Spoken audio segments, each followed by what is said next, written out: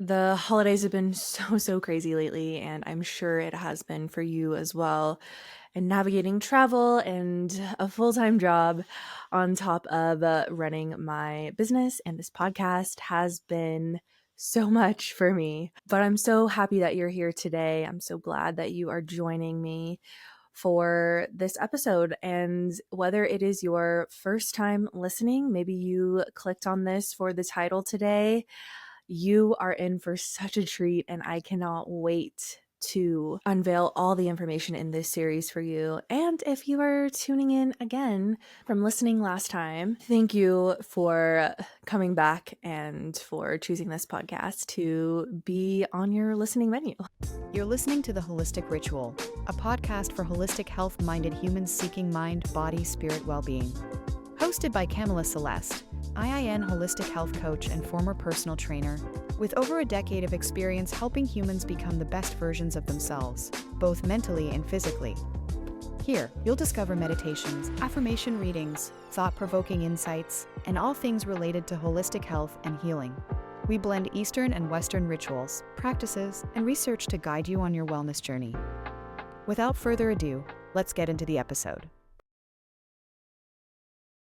Today and over the next few weeks, we will be diving into a 3-part series designed to help you create the healthiest, happiest, and hottest you yet, but in the most holistically nourishing way. This isn't your typical new year, new you advice. There's no crash diets, no extreme workout challenges. This is about getting real and creating a blueprint that is tailored specifically to you. And that is part of today's episode too, is if you are a holistic health beginner, or if you have been following the holistic living and holistic lifestyle for a while now, this is for you to maybe be introduced to something new or to recalibrate, to go into the new year with this top of mind and on your radar of things to consider. But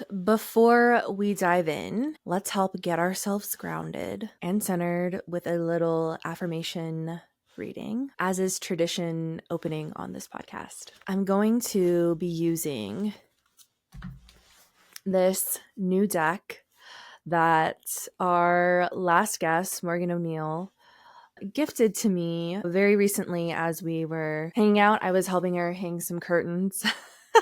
Really exciting stuff. I can be pretty handy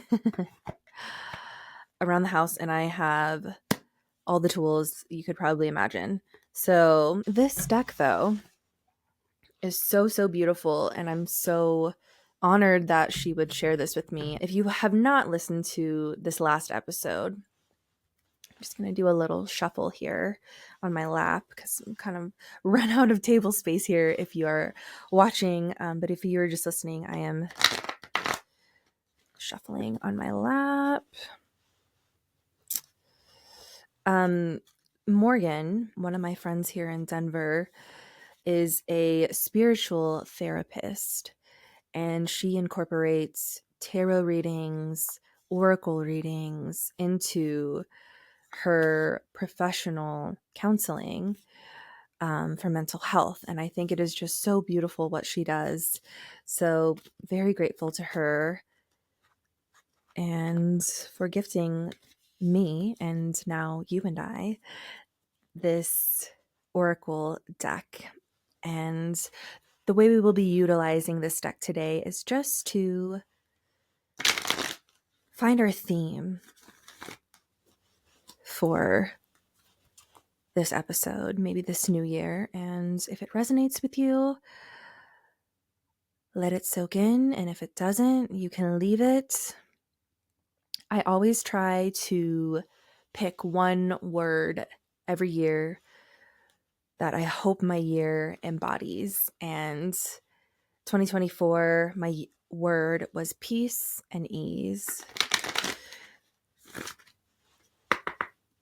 And for majority of the year, there was a lot of peace and ease. And lately things have been a little crazy, hectic, chaotic. all the things. I don't know if Mercury retrograde had anything to do with that, as it was a very intense one, and then followed by the new moon that we just had in Gemini, I believe. I'm recording this mid-December before Christmas, but you will likely be watching or listening to this post-Christmas, if you celebrate Christmas, post-holidays, I should say. So, cutting the deck a few times, and then once more in half.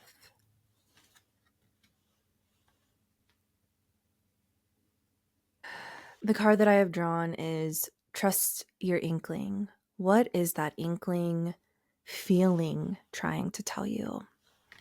And what is kind of coming up here is just trust the process.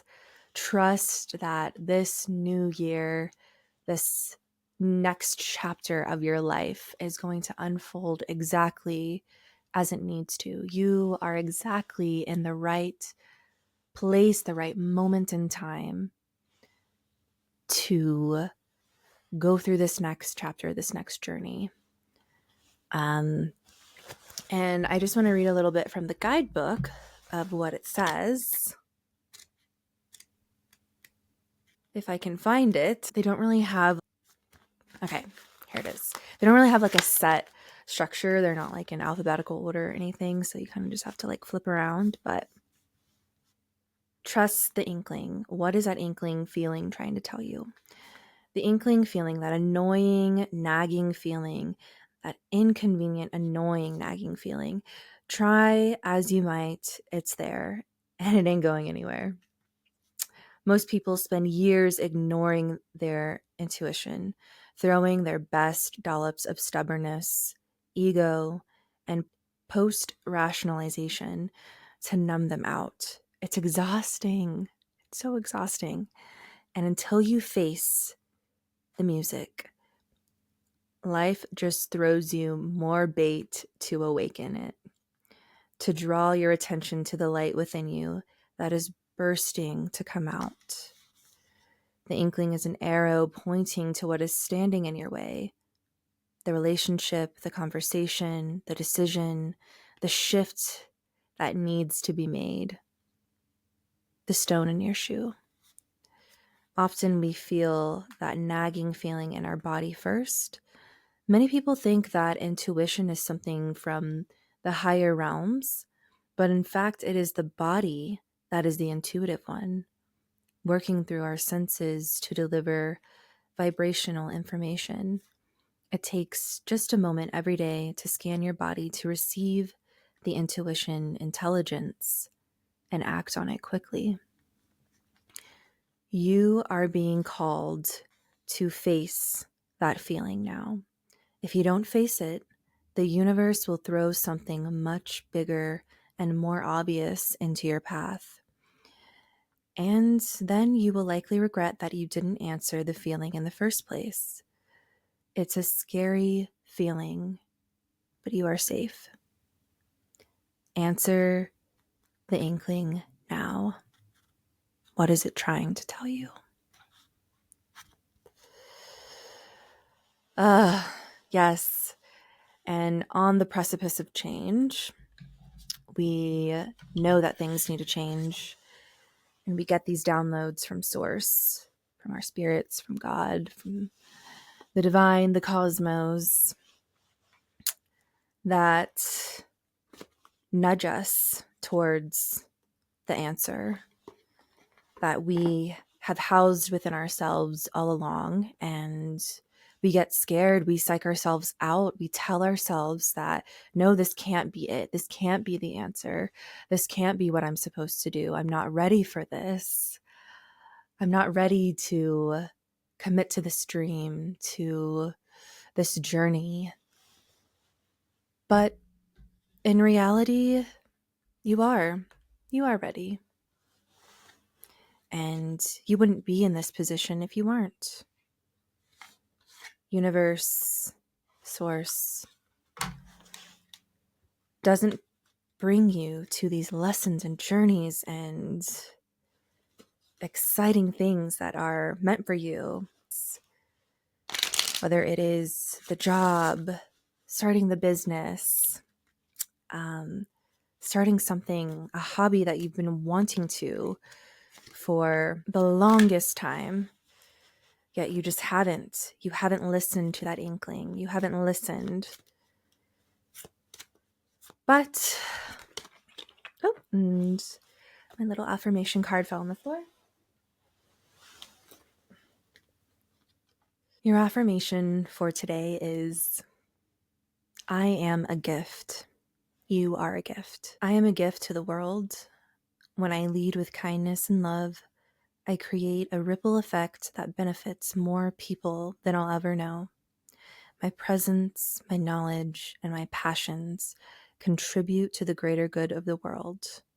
I am a gift. And that is so fitting for the theme that we just heard. To second guess yourself, to doubt yourself, just know that you are a gift. You have gifts that are meant to be shared with the world. It is your responsibility to share your gifts and your talents and to follow through, trusting your intuition, trusting the process.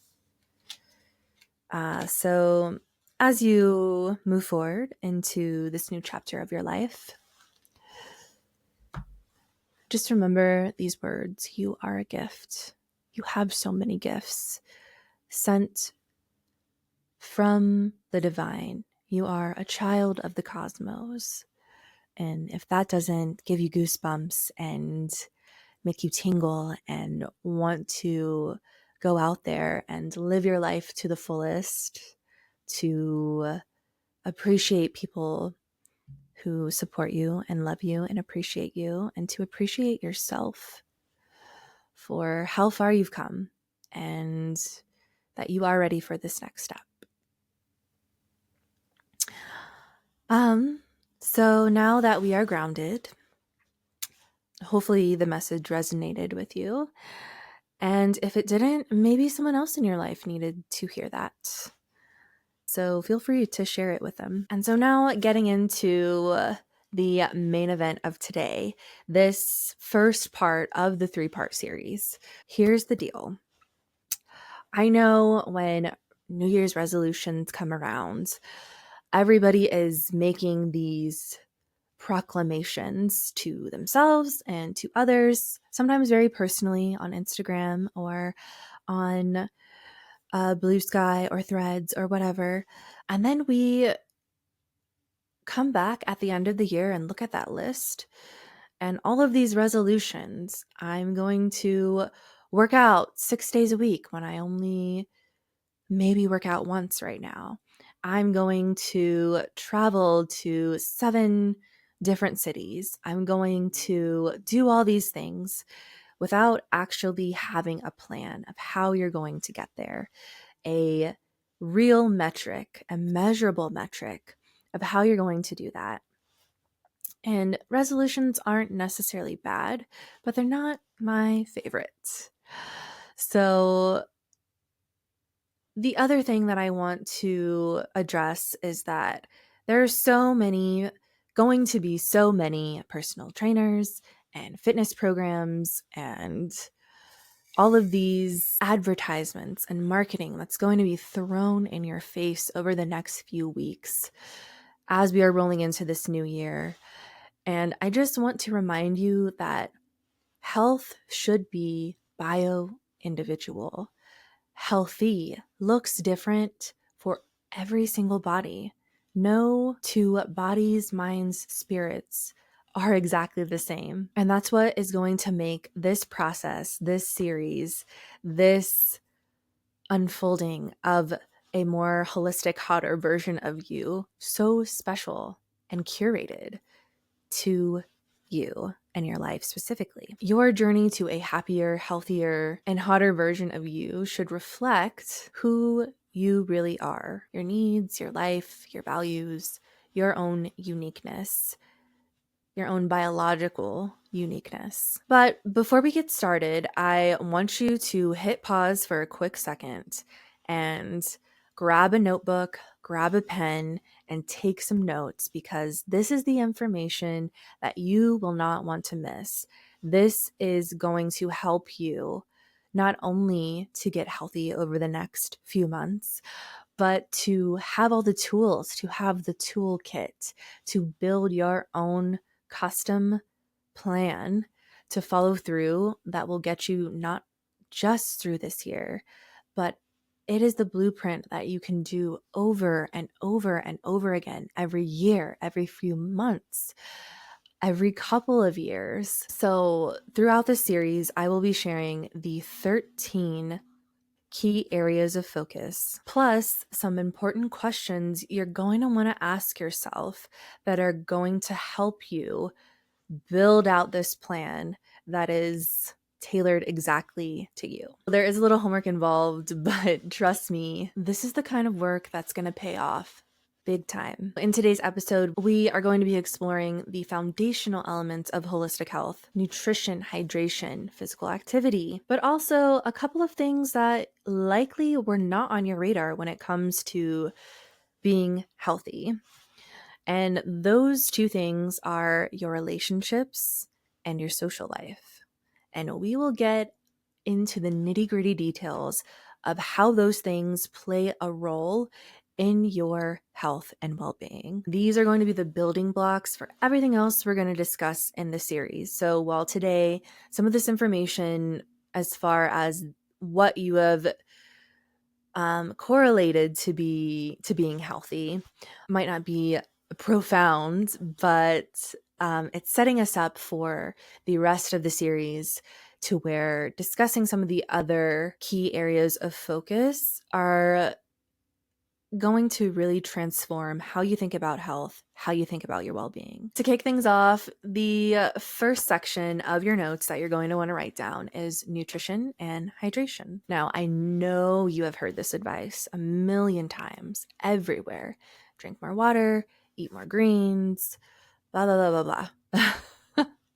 But here's the thing, what you put in your body truly does matter, and also the way that you approach food and hydration. So I want to kind of get a little myth out of the way. There is no such thing as a one-size-fits-all diet. There is no diet in the world that is going to be the best diet for every single person on this planet. There's no magical food or meal plan that is going to be the fix all. And honestly, that is a good thing. Our bodies are so unique. They're as unique as fingerprints, which means your nutritional needs completely differ from my nutritional needs, my biology, my genetic makeup, or anyone else's for that matter, really. And our nutritional needs are shaped by so many different factors: our age, our activity level, our metabolism, how we digest our food, food intolerances, cultural background, and even the climate that we live in. And also, something to take note on is what works for you right now might not necessarily work for you 3 months from now, a year from now, 10 years from now, because our needs change as we move through life. And that is totally okay. The key is learning to tune into your body and adjust things as you go.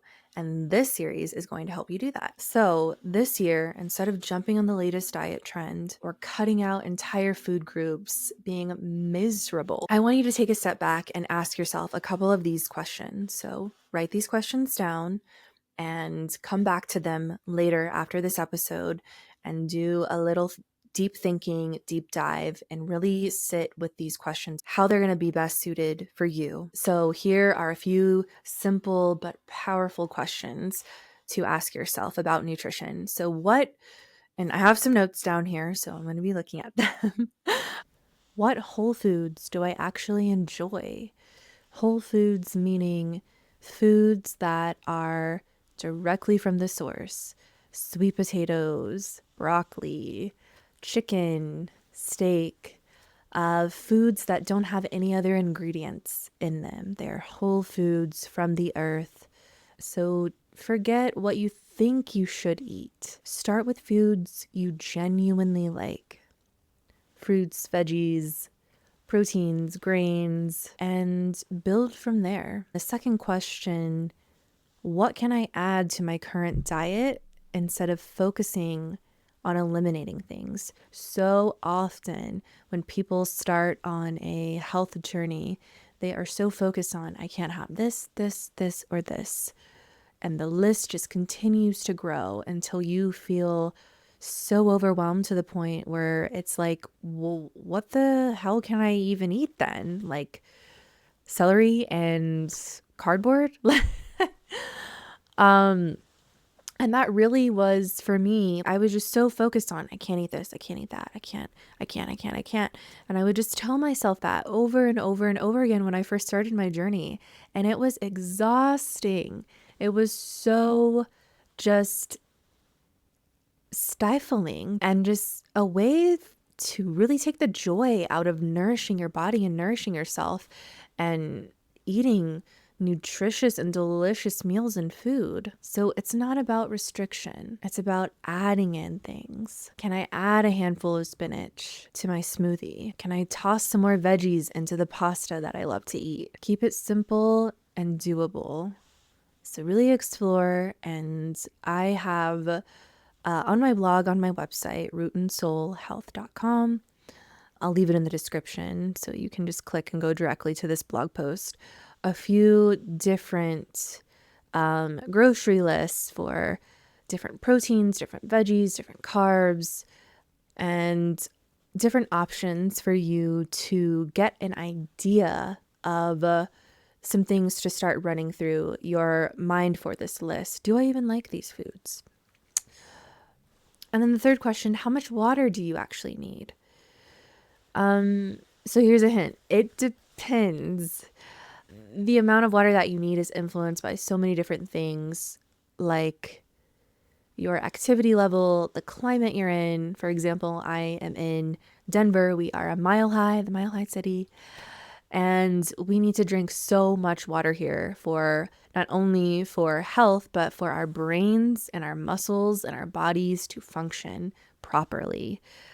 Being higher up means that we're losing that hydration and that water more rapidly than being somewhere like sea level or with more humidity in the climate, and how much sweat you are losing too. So if you are going through a really intense workout, you're going to need more to replenish that. A good starting point is to aim for half your body weight in ounces of water, and then you will adjust as needed. The last question for this section is, what would eating healthier look like in my life?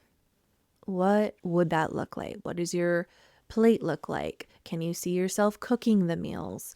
Visualize yourself eating these healthy meals. Do you need to start meal planning or writing down grocery lists? I know anytime I've gone to the grocery store and I don't have my list with me of everything that I need, I end up coming home with so much more crap than I actually needed. And also never go grocery shopping on an empty stomach. That is like my number one rule, because you will be thinking with your stomach instead of just the things that you came to get. And then it's also kind of like a little saving hack too. Would carrying a water bottle that you love. For my birthday last year, I got this awesome water bottle and I love carrying it with me everywhere. It fits in my cup holder. It's not a Stanley. I stickered it all up with all the wonderful, cute little stickers. And I just love it. It's just like my little emotional support water bottle, but it goes with me everywhere. Would that help you drink more water throughout the day? What is going to be a practical solution for you for that? And then what small changes can make a big impact? So learning to reframe the way that you think about your nutrition and your approach to getting your hydration in. Speaking of hydration, I actually need some water. So my throat's getting a little scratchy. And nutrition really isn't about being perfect. It's about learning what works for you, honoring your body's needs in the moment. So I've said this before, sometimes when we're really feeling sluggish, we haven't had enough water, we haven't had a vegetable,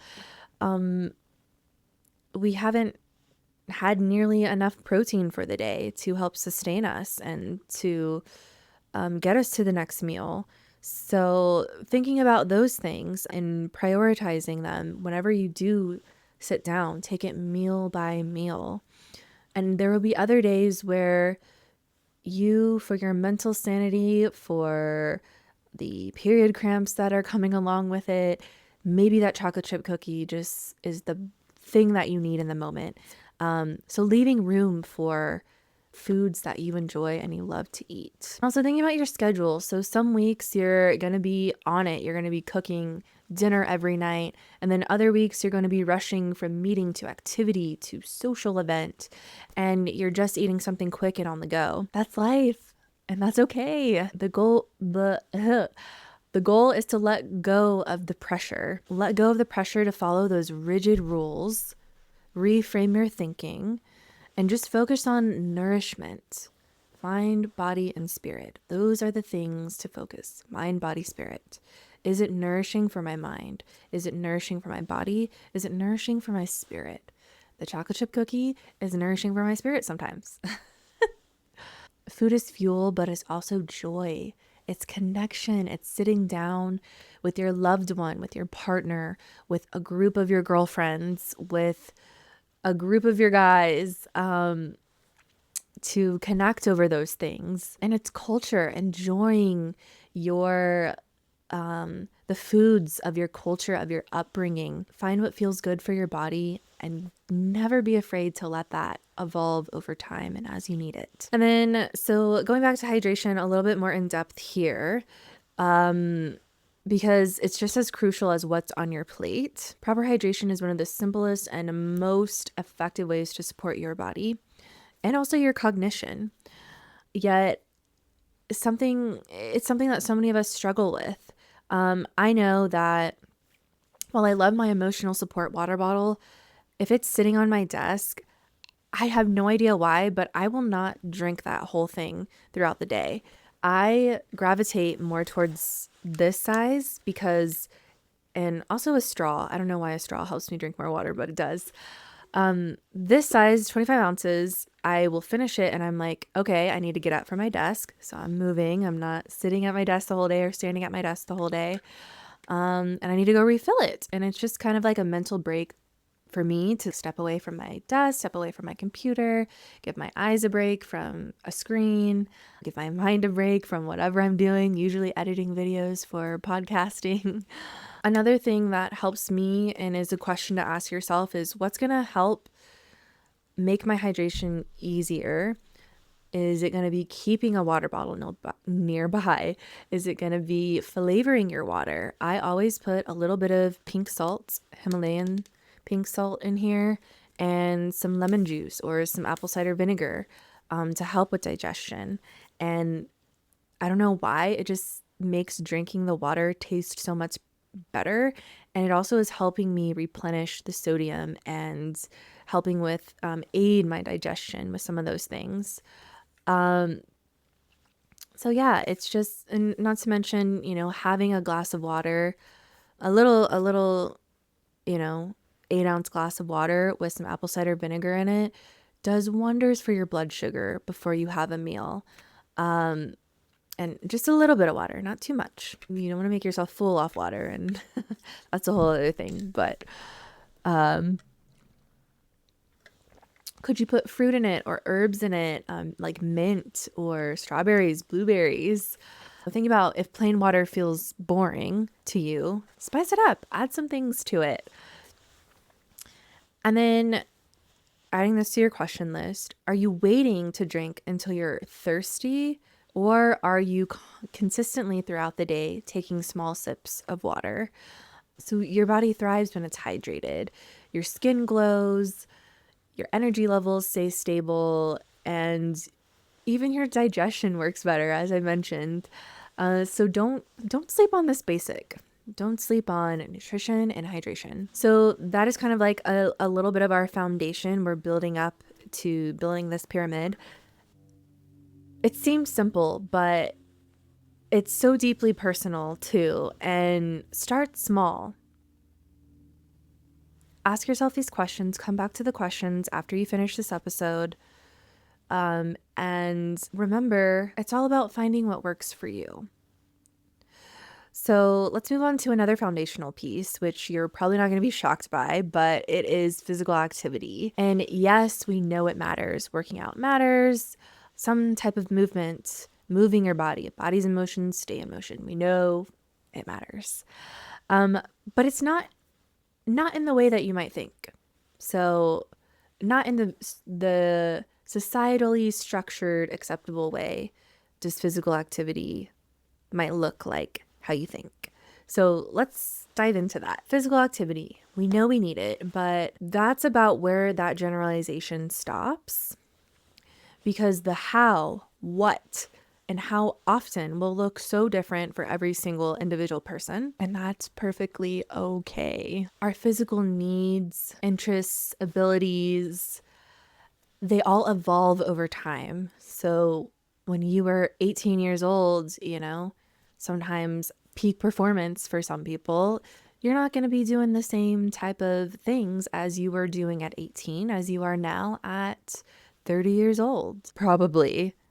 There are some people who have the best genetics and they're even stronger now. Muscle, actually, this is like a side little tangent, but aged muscle is a lot more mature, and muscle bellies are a lot thicker and can have a lot more output as we mature to a certain point. It's kind of like a bell curve, right? But especially in our late 20s and 30s for men and women, our muscle bellies, mature muscle, has a lot more capability than muscle we are just starting to build, such as when we maybe started lifting weights when we were 18 years old, or started working out in some form or fashion when we were younger and in our teens. Just a little fun fact. So if you are in your late 20s, 30s, mid 30s, even 40s, for some mature muscle, your muscle bellies have so much more capability than when we were younger. So experimenting with that if that's something that you are looking for. But yes, as we age, our schedules change, our bodies adapt, and even our preferences and how we like to work out shift. So again, what worked for you in your early teens, early 20s might not even feel good anymore, or it might not even be possible today. And that is perfectly fine too. That's why it's so important to regularly reassess your approach to physical activity. And when you're thinking about that, it doesn't have to mean a grueling lifting weight gym session or trying the latest fitness craze like 75 hard or something. Like those things can be good for structure, but they don't necessarily pay you back in the long term. So it's about finding ways that feel good to move your body in, and also that align with where you are right now. When I was competing in my bodybuilding competitions, I was in the gym 6 days a week. I was going before work, after work, 2-a-days, doing long cardio sessions for an hour plus, and in the gym lifting weights in the evening for 2 hours plus. I lived, breathed, ate, and slept bodybuilding, and that was my whole entire life. My whole entire life was centered around that. At that point in time, that worked for me. The discipline, the dedication it took. I was definitely praised for all those things, but it was a very extreme way to live your life. And now, for where I'm at now, my goal is just to be lifting weights, because I genuinely do love to lift weights 3 or 4 times a week, and mixing in some reformer Pilates and yoga in there 1 to 2 times a week. I used to at one point think that, this is like legit thoughts that came out of my own brain, but I used to think that if I wasn't in the gym, sweating my ass off, so sore the next day, lifting weights, specifically lifting weights, the workout did not count. If I did yoga or Pilates or a class in the gym. Like that was just like extra. And it's so not true. It is so not true. And I am so sad for my former self that I ever thought that. So let's get into the questions now before I go off on even more of a tangent with that. If you are interested more in my story, though, I do have a reintroduction episode that just came out this season. Since I restarted the podcast, I wanted to do a quick reintroduction about myself and my life journey up until this point, as so many things have shifted since I put out my first intro episode way back in 2019. So, questions to ask yourself. Get out your pen and paper again if you set that aside. Is my current physical activity satisfying? So think about how often you're moving your body and the types of movement you are doing. Are they enjoyable or do they feel like a chore? If they do feel like a chore, then that leads us to the next question of what kind of physical activity do I actually enjoy? Maybe it's a group fitness class. Maybe it's solo walks. Maybe it's dancing in the living room or doing stretches in your living room floor. Think about moving your body in ways that are going to be sustainable, that are going to fit into your schedule. It may not necessarily fit into your schedule, but that you are going to be excited to carve out time in your schedule to move your body in this way. And then what would my ideal movement routine look like? And this is where we get really specific here. So we're visualizing again, closing our eyes, visualizing. Where are you moving your body? The exact place. Is it a gym? Is it in your living room? Is it outside? Is it a reformer Pilates class? A yoga class? Where are we moving our bodies? How many minutes and days a week do we want to move our bodies for? Where is a good place to start with that? So I used an example before. If, our goal is to work out 6 days a week and we aren't even working out 1 day a week yet, let's start by just doing 2 days a week and then adding on top of that so that we set ourselves up for success and not failure. And then what feels realistic and exciting? Remember that movement is about enhancing your life. It's not supposed to be draining.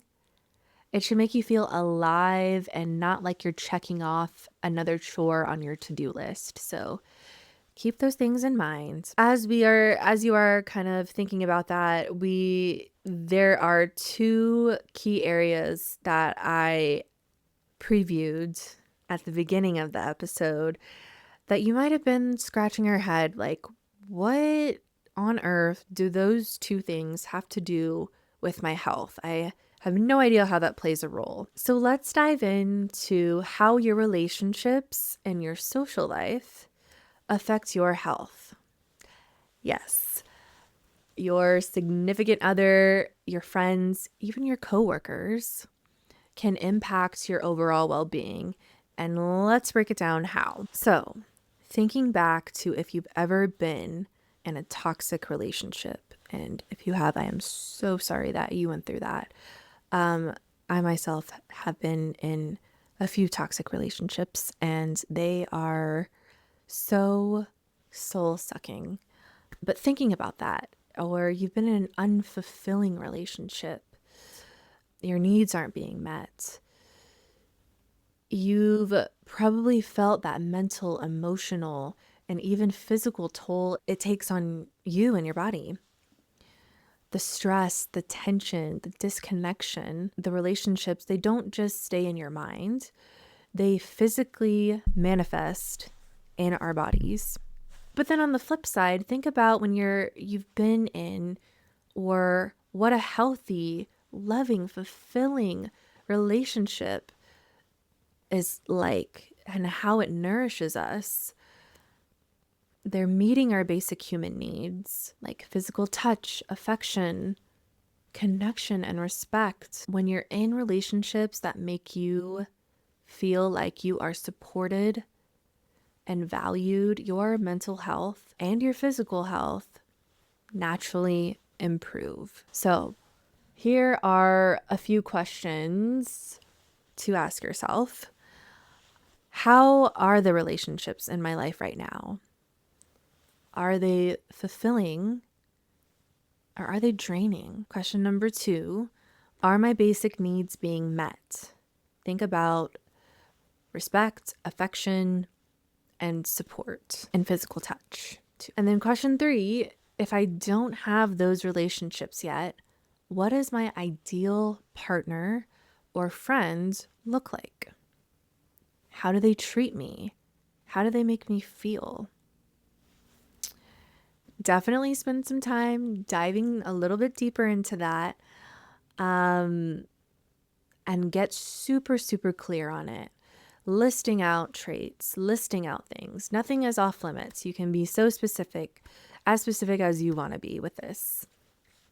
And then that kind of segues into the social life piece of it. Whether you are an introvert, an extrovert, or somewhere in between, we all need a support system. Having people outside of your romantic relationships who get you and allow you to show up as your full, authentic self, it is so vital for our mental and emotional health.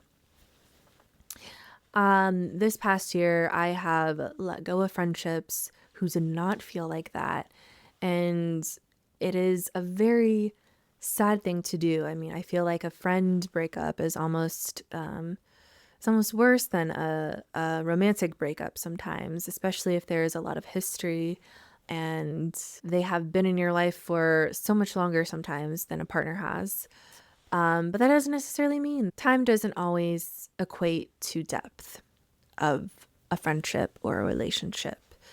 But it's hard. They're hard to do. But sometimes they are so necessary so that you make space and room for people who are showing up for you, who love your authentic self, who light up when you walk into the room, who cheer you on, who root for you in front of your face and when you're not there, behind your back. Those people are out there and they exist. And I encourage you to evaluate your friendships, evaluate your relationships. Are you aligned on morals, on values?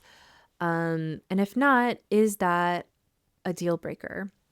Is that something that is a beautiful difference between you two that can be overcome? And so having a social life, we are just social creatures by nature.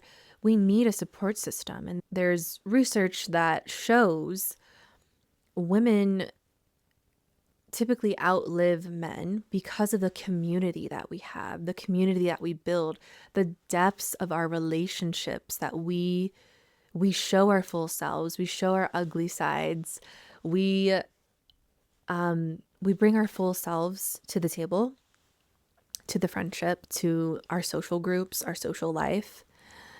And it's a little bit harder for men to really let down that mental, emotional wall and barrier, generally speaking, not for every man, generally speaking.